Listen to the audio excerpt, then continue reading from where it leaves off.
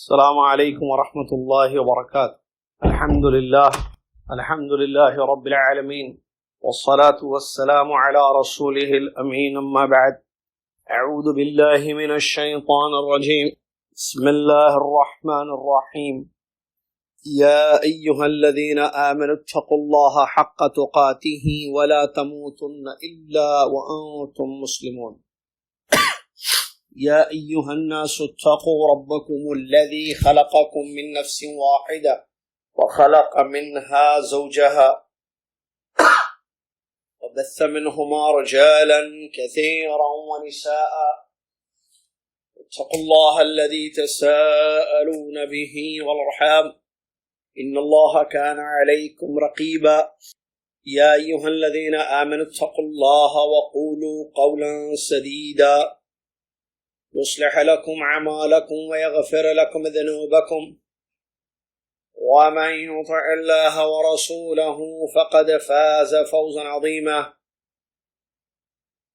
قال الله تبارك وتعالى: يا أيها الذين آمنوا اتقوا الله وذروا ما بقي من الربا إن كنتم مؤمنين فإن لم تفعلوا فأذنوا بحرب من الله ورسوله وَإِن تُبْتُمْ فَلَكُمْ رُؤُوسُ أَمْوَالِكُمْ لَا تَظْلِمُونَ وَلَا تُظْلَمُونَ وَإِن كَانَ ذُو عُسْرَةٍ فَنَظِرَةٌ إِلَى مَيْسَرَةٍ. وقال رسول الله صلى الله عليه وسلم: من أحدث في أمرنا هذا ما ليس منه فهو رد. متفق عليه. وفي رواية: من عمل عملا ليس عليه أمرنا فهو رد. متفق عليه الحدیث اور کما قال رسول اللہ صلی اللہ علیہ وسلم. تمام تعریف، ہر قسم کی بڑائی اور کبریائی اسے ایک اللہ پاک کے لیے ہے، جو اللہ تعالی ہم سب کا رب اور معبود ہے. اس کے سوا نہ کوئی رب ہے نہ کوئی معبود ہے. بڑی عظیم اس کی شان ہے، رحمتوں والا وہ رب ہے. سبحان اللہ و بحمدہ سبحان اللہ العظیم. صلاۃ والسلام ہو اس کے بعد اللہ کے آخری نبی امام الانبیاء محمد الرسول اللہ صلی اللہ علیہ وسلم کی ذات گرامی پر، جنہوں نے ہم تک اللہ تعالیٰ کا دین پہنچایا، ہر خیر کی طرف ہماری رہنمائی فرمائی، ہر شر سے ہمیں آگاہ کر دیا. ایک مکمل دین چھوڑ گئے جس میں نہ کسی قسم کی کمی ہے اور نہ کسی قسم کی زیادتی کی گنجائش. اللہم صلی علی محمد وعلی آل محمد کما صلیت علی ابراہیم وعلی آل ابراہیم انک حمید مجید. اللہم بارک علی محمد وعلی آل محمد کما بارکت علی ابراہیم وعلی آل ابراہیم انک حمید مجید. حمد و صلات کے بعد 27 رجب 1442 ہجری 11 مارچ 2021 عیسوی مکسلار پر لائف آپ کی خدمت میں فقہ کا درس پیش ہے، جس میں کتاب البیوع ہم پڑھ رہے ہیں. باب الربا وحکمہ، سود اور اس کا حکم، سود کی حرمت اور اس کا حکم پڑھ رہے ہیں. مصنف رحمہ اللہ نے آگے بیان فرمایا اس باب میں کہ اگر نقدن کوئی چیز بیچی جائے، جیسے سونا سونے کے ساتھ، چاندی چاندی کے ساتھ، یا ڈالر کے ساتھ، یا سعودی ریال کے ساتھ، سیم یعنی پیسے کے بدلے پیسہ، سونے کے بدلے سونا، چاندی کے بدلے چاندی، ڈالر کے بدلے ڈالر، روپیے کے بدلے روپیہ، درہم یا دینار یا ریال کے بدلے دینار، درہم یا ریال. تو ایسی صورت میں ضروری ہے کہ مقدار ایک ہو، کوانٹٹی، اور مجلس ہینڈ بائی ہینڈ جس کو کہتے ہیں، یہ دونوں ضروری ہیں. جیسے سونا دے کر سونا لینا ہو تو جتنا سونا دے رہے ہیں اتنا ہی سونا لینا پڑے گا. مقدار میں برابری ضروری ہے. ریال دے کر ریال لینا ہے تو بالکل برابری ہو، یعنی جتنے آپ دے رہے ہیں اتنے آپ لیجئے، اور ہینڈ ٹو ہینڈ، مطلب اسی وقت، بعد میں نہیں. اور اگر جنس بدل جائے، اگر جنس بدل جائے، جیسے ڈالر کے بدلے ریال، یا ریال کے بدلے ڈالر، ٹھیک ہے، یا اور ایک مثال سونا دے کر چاندی لے رہے یا چاندی دے کر سونا لے رہے، تو یہاں جو ہے ایک شرط ہے، اور وہ یہ ہے کہ مجلس میں ہو وہ چیز، ہینڈ ٹو ہینڈ، ٹھیک ہے، یا بائی ہینڈ جو بھی بولیں گے، مجلس یہ اسی وقت ہو. ہاں زیادہ کم کوئی حرج نہیں، جائز، کیونکہ چیز بدل گئی. سونا چاندی، سمجھ رہے نا، سونا سونا نہیں ہے، کیونکہ نبی صلی اللہ علیہ وسلم نے حدیث میں جو ذکر کیا ہے کہ چیز ایک ہو اگر، تو پھر زیادتی نہیں کر سکتے، وہ سود میں آئے گا.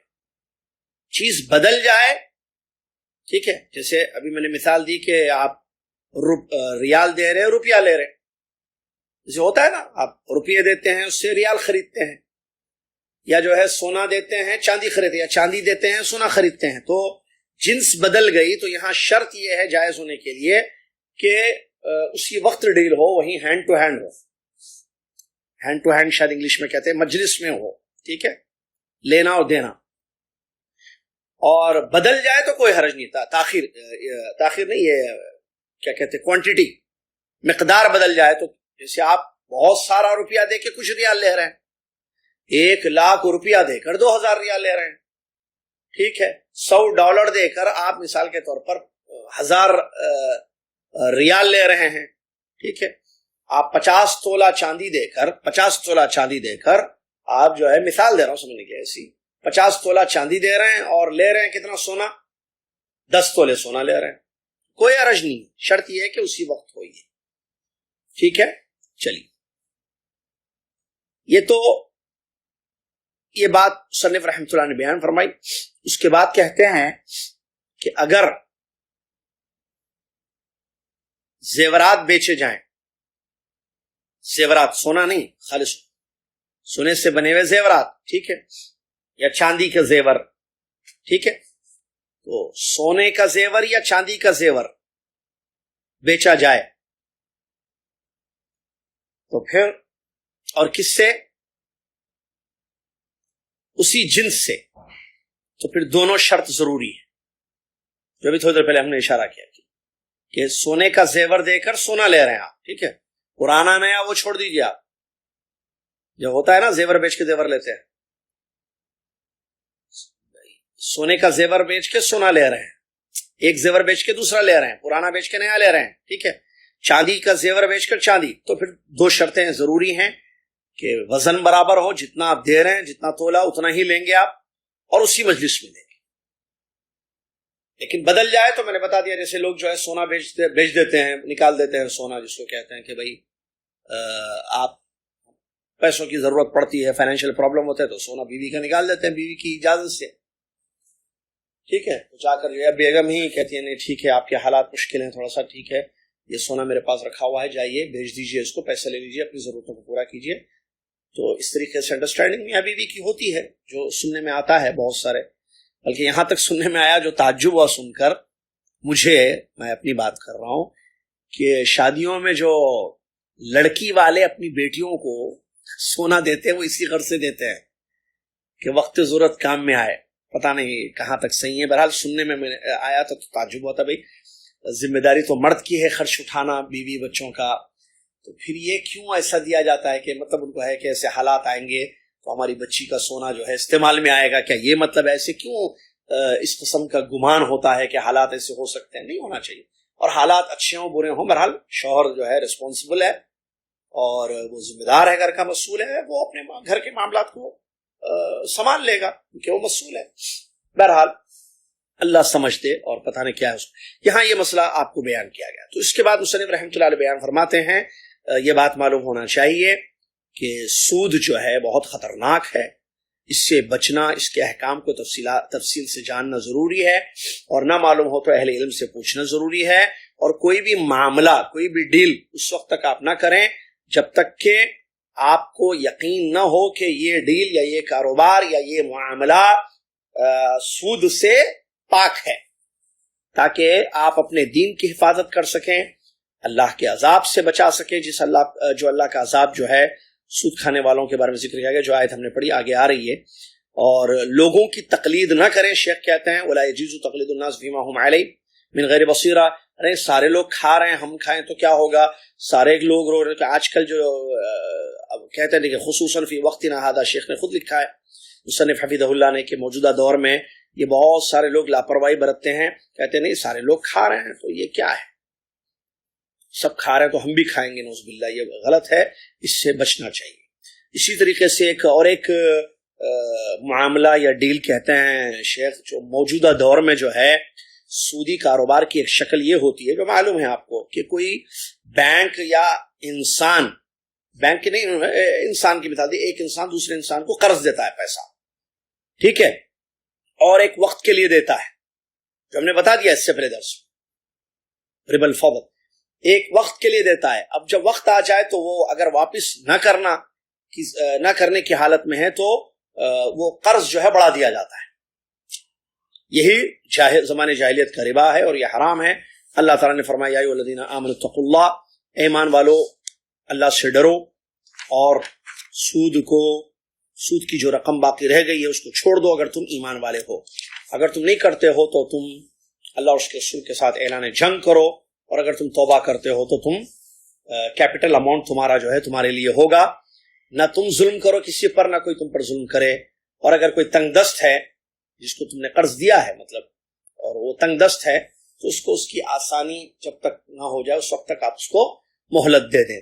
تو کہتے ہیں شیخ حفظہ اللہ، اس آیت میں غور کرو، 4 اہم باتیں آئی ہیں. نمبر 1، اللہ تعالیٰ نے ایمان والوں کا نام لیا ہے، کہا یا ایھا الذین آمنو، اے وہ لوگوں جو ایمان لائے ہو. اور پھر آگے کہا کہ ان کنتم مومنین، اگر تم ایمان والے. دیکھیے شروع آیت ہو رہی ہے ایمان والے، خطاب اے ایمان والو، اور پھر شرط رکھی گئی ہے کہ اگر تم ایمان والے ہو تو مت کھاؤ سود. تو اس سے فائدہ معلوم ہوا کہ مومن کے لیے لائق اور زیبا نہیں ہے کہ وہ سود کھائے. مومن سود نہیں کھاتا ہے، یہ بتا رہا ہے. نمبر 2، اس آیت میں ہے اتقوا اللہ، اللہ سے ڈرو. تو اس سے معلوم ہوا کہ جو اللہ سے ڈرتا ہے وہ سود نہیں کھاتا ہے، جو اللہ سے ڈرتا ہے وہ سود نہیں کھاتا ہے. نمبر 3، وَذَرُوا مَا بَقِيَ مِنَ الرِّبَا، سود چھوڑ دو. اور یہ آرڈر ہے، اور آرڈر واجب کے لیے ہوتا ہے. تو معلوم ہوا کہ سود کھانے والا اللہ کا نافرمان ہے اور اللہ کا گنہگار ہے. نمبر 4، اللہ تعالیٰ نے فرمایا نہ چھوڑو گے فَأْذَنُوا بِحَرْبٍ مِّنَ اللَّهِ، اعلان جنگ کرو. اللہ نے اعلان جنگ کیا ہے اس آدمی کے لیے، اس انسان کے لیے جو سود کاروبار یا سود کھانے کو ترک نہیں کرتا ہے. اور یہ بہت بڑا مسئلہ ہے. اچھا، ایک 5واں بھی فائدہ بتاتے ہیں اس آیت سے جو ہمیں معلوم ہوا، وہ یہ ہے کہ اللہ نے سودی کاروبار کرنے والوں کے لیے، سود لینے دینے والوں کے لیے، جس کو مرابی کہتے ہیں عربی میں، ظالم کہا ہے اللہ نے. کیوں؟ قرآن میں اللہ نے فرمایا نا، میں نے ابھی پڑھی آیت آپ کو ترجمہ، فَلَكُمْ رُءُوسُ أَمْوَالِكُمْ، سود چھوڑ دو گے تو جو کیپٹل اماؤنٹ ہے وہ تم لے لو. لا تظلمون ولا تظلمون، نہ تم ظلم کرو نہ تم پر ظلم کیا جائے. تو اس سے معلوم ہوا کہ سود لینا یا دینا ظلم ہوتا ہے. سود، اس ظلم سے بچنا بہت بہت بہت ضروری ہے. تو یہ 5 بڑے فائدے ہمیں اس آیت سے ہوئے معلوم. لہذا انسان اللہ سے ڈرے، اور مومن ہیں ہم تو اپنے ایمان کی حفاظت کریں اور سود سے بچیں.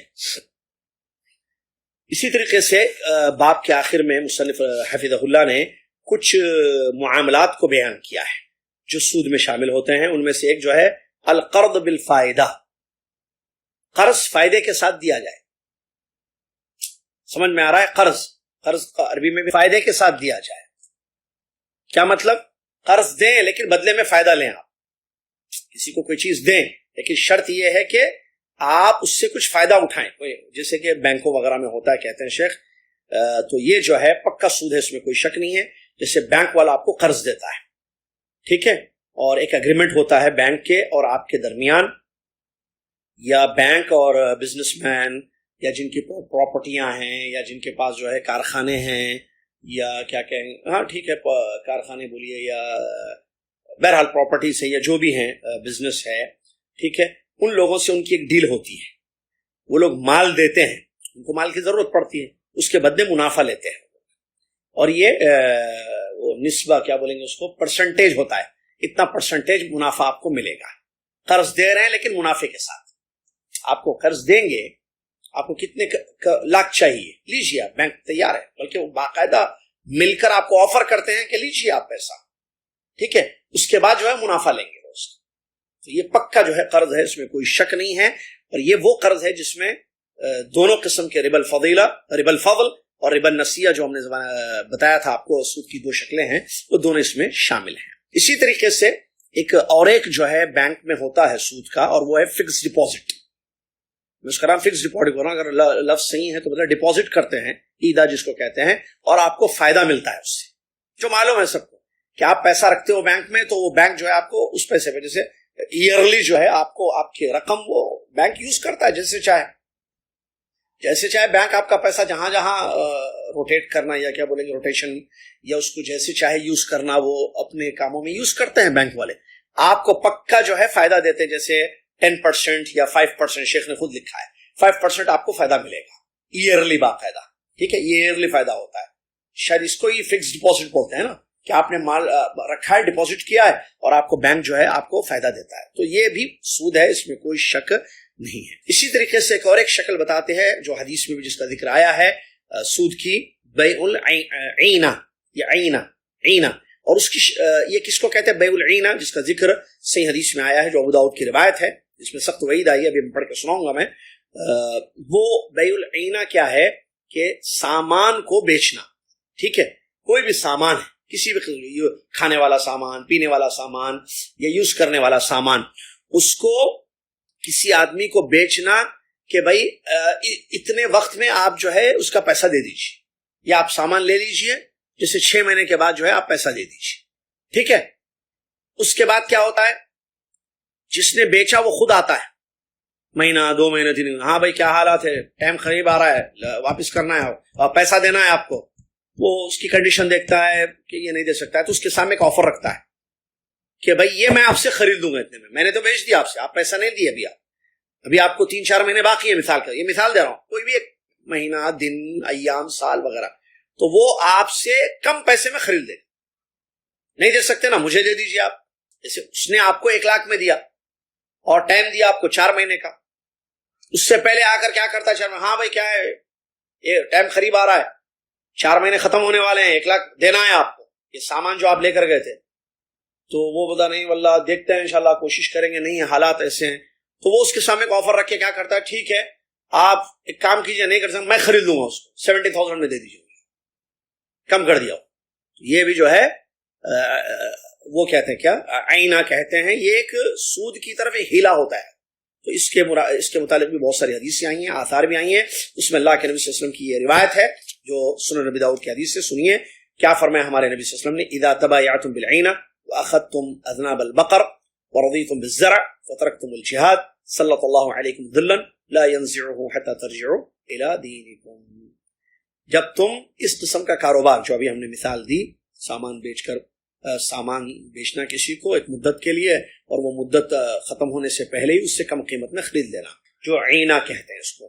تو یہ اگر تم کاروبار شروع کر دو گے اور گایوں کیا کہتے ہیں کھیتی باڑی میں لگ جاؤ گے، کھیتی باڑی میں یعنی دنیا کے پیچھے گائے اور کھیتی باڑی میں لگ جاؤ گے اور جہاد کو چھوڑ دو گے، تو اللہ تبارک و تعالیٰ تم پر ایسی ذلت طاری کرے گا جو اس وقت تک نہیں ہٹائے گا جب تک تم اپنے دین کی طرف نہیں آ جاؤ. یہاں دیکھیے اس حدیث میں سخت وعید آئی ہے کہ اللہ کی طرف سے یہ عذاب آئے گا جو ذلت والا عذاب ہوگا. کن لوگوں کے لیے؟ نمبر 1 سودی کاروبار کرنے والوں کے لیے. نمبر 2 دنیا میں پڑھ کر اللہ کے واجب یا فرائض کو ترک کرنے والوں کے لیے. یہ سخت وعید آئی ہے جو یہاں پر ہے کہ ذلت طاری کر دے گا اللہ تعالیٰ. کس شکل میں کیسے اللہ بہتر جانتا ہے، لیکن ذلت ایسی طاری کرے گا کہ اس ذلت سے عزت کی طرف جانے کے لیے تمہیں اپنے رب کی طرف آنا ہوگا اور حرام چیزوں کو چھوڑ کر فرائض اور واجبات کو ادا کرنا ہوگا. لہذا کہتے ہیں کہ اللہ سے ڈرنا بہت ضروری ہے، سودی کاروبار، سودی معاملات سے اور اپنے مال کو پاک کرنا، بچانا بہت بہت ضروری ہے. اور کہتے ہیں کہ جس قوم میں سود یا بدکاری آ جائے، جس قوم میں سود یا بدکاری ظاہر ہو جائے تو وہاں فقر اور مختلف قسم کی بیماریاں آنے لگتی ہیں عذاب کی شکل میں، اور حاکموں کا یا بادشاہوں کا یا جو لوگ چلاتے ہیں جن کے ہاتھ میں باغ ڈور ہوتی ہے معاملات کی، ان لوگوں کا ظلم بھی جو ہے آ جاتا ہے اور مال ہلاک ہو جاتا ہے اور برکتیں چھین لی جاتی ہیں. اور اللہ تبارک و تعالیٰ نے سخت وعید سنائی ہے، جیسا کہ ہم نے تھوڑی دیر پہلے آیت بتائی ہے آپ کو، اور اللہ کے رسول کی حدیث میں بھی سخت وعیدیں آئی ہیں ایسے لوگوں کے لیے جو سود کھاتے ہیں یا کھلاتے ہیں، سودی کاروبار کرتے ہیں. ان کا جو ہے مال کی برکت ختم ہو جائے گی اور ان کا مال تباہ اور برباد ہو جائے گا.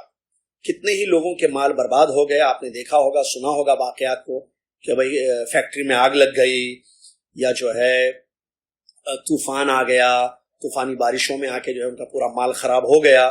یہ سب سود کا نقصان ہوتا ہے اور برکتیں ختم ہو جاتی ہیں. یا اگر کسی کے ساتھ ایسا نہیں بھی ہوا، کاروبار ان کا چل رہا ہے، سالوں سے سود کھا رہے ہیں، تو اللہ تعالیٰ دوسری شکل میں ان کو عذاب دیتا ہے کہ ان کی زندگی میں پریشانیاں، بیماریاں، مصیبتیں آ جاتی ہیں، اور وہ جو مال کما رہے ہیں اس کی برکت چھین لی جاتی ہے. سب کچھ ہو کر بھی وہ فقیر بنی زندگی یا فقیرانہ زندگی گزارتے ہیں، کیونکہ انہوں نے دیا سود، انہوں نے لیا سود، انہوں نے اللہ کے راستے میں خرچ نہیں کیا، یہ بخل اور مال کو جمع کیا اور بخیلی اختیار کی، تو ایسی اور معاشرے کو جو ہے تباہی کی طرف لے گئے. اس لیے اللہ تبارک و تعالیٰ کی جانب سے ان پر عذاب آئے گا، یا عذاب آ کر جو ہے ان کے مال کو یا ان کی زندگی کو برباد کر دے گا. اللہ سے دعا ہے اللہ تعالیٰ مجھے اور آپ کو اس مصیبت سے محفوظ رکھے. آمین. وآخر الحمد للہ رب العالمین. السلام علیکم ورحمۃ اللہ وبرکاتہ.